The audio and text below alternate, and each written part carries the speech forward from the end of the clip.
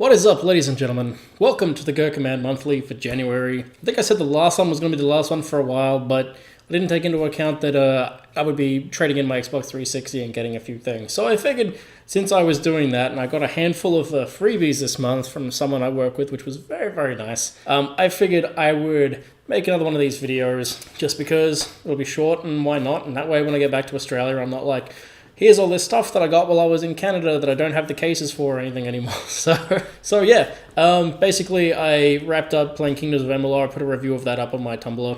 And once that was finished, I decided it was time to trade it into at EB because I could have taken it to a pawn shop and probably got a couple more bucks for it, but I was lazy and I just wanted to trade it in, get some games and get out. And so that's what I did. And for my Xbox 360 with 3 controllers, I got 30 bucks, which, you know, isn't much. But considering I paid $100 for the thing with free shipping from the United States with all those controllers, I don't feel like too bad. I got more than $70 worth of life out of that thing. So anyway, before I get into what I got with the trade-in, I would like to thank my friend Janelle from work. Thank you very much for these free games. She put a call out on Facebook saying that she had some free stuff she was giving away, and there were 3 games there that I'd never heard of before for the Xbox 360, so I, of course, grabbed them. So, those 3 games were something called the Record of Agrest War, and either its sequel or its prequel, I'm not sure which, the Record of Agrest War 0. Now, from what I can see on the backs of these games, they look like they are basically a turn-based, grid-based strategy, so very similar to they look very similar to the Disgaea games, actually. From a visual standpoint, I don't know if they play like the Disgaea games or not, seeing as I haven't played those yet either. But it's from a developer I've never heard of called Axis Games. So, actually, I don't recognize any of the developers or anything except for the cryware for video compression. I don't recognize anything from the back of these boxes. I had no idea these existed. They are on my spreadsheet that I have for keeping track of my games. But yeah, these were free from Janelle, so thank you very much for posting these. Actually, each one of these comes with a soundtrack CD too, which is very, very cool. And for all I know, these were never even released in PAL territories, I'm not entirely sure. So I am very, very happy to have these 2 strange, random, bizarre games added to my collection.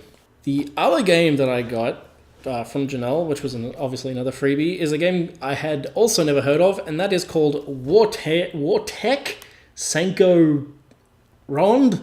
It's an Xbox 360 exclusive, which is kind of interesting, and it's published by Ubisoft, which not exactly what I'm used to seeing. Ubisoft publish exclusives for the Xbox 360, and it looks like a shmup. I think it's a shmup. It certainly looks like a mix of a shmup and kind of mech combat. So I'm guessing this is one of the games early on the Xbox 360's lifespan. Yeah, 2005. So it's obviously a port from another system to the Xbox 360, possibly the PS2. Yeah, it basically just, yeah, weird. There was this weird period at the beginning of the Xbox 360's life cycle where like Ubisoft were publishing a lot of weird Japanese games.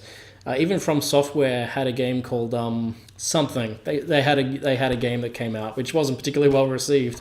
From Software being the Dark Souls guys. A turn-based RPG was released, and Ubisoft published that. So there was this weird period where, yeah, Ubisoft was just grabbing random JRPGs and publishing them on the Xbox 360 for like 2 years. It was really, really weird. But anyway, I'm very happy to have this shmup in my collection because I do enjoy shmups, even if I suck at them. As I said, I also traded in my Xbox 360 and got 2 games in return for that. I asked about the trade-in value for the Xbox One, and it's about $155, which isn't too bad. That's enough to get 5 or 6 games for me for the Xbox One for when I get home, which is pretty awesome. And the Xbox One S back home, brand new, is $100 cheaper than the Nintendo Switch. So as soon as I've got a job, I'll be grabbing an Xbox One S very, very quickly. Yeah, before I go into that, I have 2 games here. So first of all, you may remember a couple of months ago, I picked up some Resident Evil games. I still haven't found a copy of Resident Evil 4 at a price that I want, because obviously I've bought that game 3 times before and I want the new version of it. Don't want to pay full price for it, even if that's only $25. But I did grab Resident Evil Revelations 2, which is all of the episodes of Resident Evil Revelations. I really enjoyed Resident Evil Revelations on the 3DS, and I've been meaning to get the port of it to other systems. I don't think the first one got a port to current gen systems. If it has, let me know, because I haven't seen any copies of it, and I would like that as well. But Resident Evil Revelations was like an episodic series that they released. And when it was finished, they put it all on one disc, which is pretty cool. So I grabbed that, and I'm always happy. My Xbox One, the Xbox One's gonna have like every single Resident Evil game on it. And you bet your ass I'll be, when I get home and I get everything reset up, I'll be definitely doing a Let's Play of the whole Resident Evil series at some point. Probably not back to back, but it's something I'm definitely wanting to do. The other game I picked up is, speaking of Australia and back home, was Mad Max, which, wasn't all that well received, kind of like middling. Some people really like it, some people don't like it, or they like aspects of it. I'll be honest, I'm kind of burnt out on open world games, but I've done my research on this and I have an understanding of there are things you can do to make life easier for yourself. So a lot of the tedium kind of like isn't necessarily mandatory. So yeah, very happy to have Mad Max in my collection. I've been wanting to play this. I also want to play Just Cause 3. I have Just Cause 2 sitting there and I haven't played that yet. But yeah, so I'm very happy to have Mad Max in my collection as well. And those are my gaming pickups for January. I'm filming this actually 10 days before the end of January, but I'm not picking up anything else for the rest of the month. And other than what I get for the Xbox One, I doubt I'll be picking up anything before I leave, other than the Xbox One games, which will be going in a wallet for easy transport. So yeah, in terms of other things, adjusting to not doing Let's Plays has been pretty hard. I'm probably going to, in my downtime, record some PC stuff. I've got some things there. I'll record myself in my free time playing some RPG Maker stuff, just because I feel like I need to do something. And like I've said in the past, it's relaxing. But I'm not going to worry about releasing any of that stuff until I'm well and truly home. And I'm going to be building up a big backlog. I'm not going to be putting in the sort of time and effort I did in the past where I was trying to finish games really quickly to do things. I'm just want to record things at my own pace, and then if I'm, if it's a work day and I'm waiting on some files, I can just render out an episode or two and just take it easy and kind of do things that way and whatever. Because like I said, I do miss doing Let's Plays. I had a lot of fun doing them, so that's the thing. I'm going to slowly chip away at that, but I'm not going to be blowing it out like I was trying to burn through games. But anyway, that's it for now.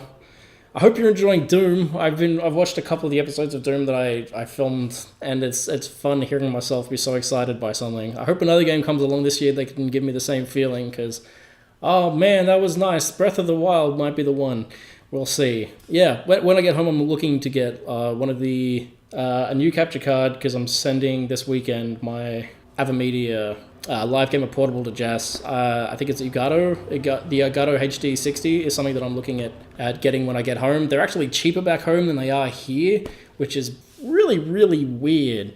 And the original HD 60 has component in, and I get to keep my GameCube component cables because there's a little memory card thing you can use to actually force games to run through those cables, even if it's an Australian unit. So I can bring all my GameCube games with me and keep collecting that and use a region-free disc and record GameCube games, even though my GameCube, a lot of the games I have here aren't even Australian. So that's pretty neat. I'll be looking into that sort of stuff. But yeah, for the most part, as I've said before, things are going to be pretty quiet here in terms of uploads, other than the stuff I've already recorded for quite some time. So yeah, anyway, that's everything. Thanks for joining me, ladies and gentlemen. I hope you're having a fantastic day and a fantastic week.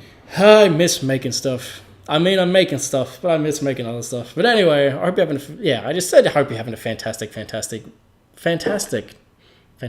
a fantastic week. Fantastic 3 times in a row. I need a shower. I'm still in my pajamas, and it's like, 3:10 in the afternoon? I love working from home. Have a great week, everybody. Bye.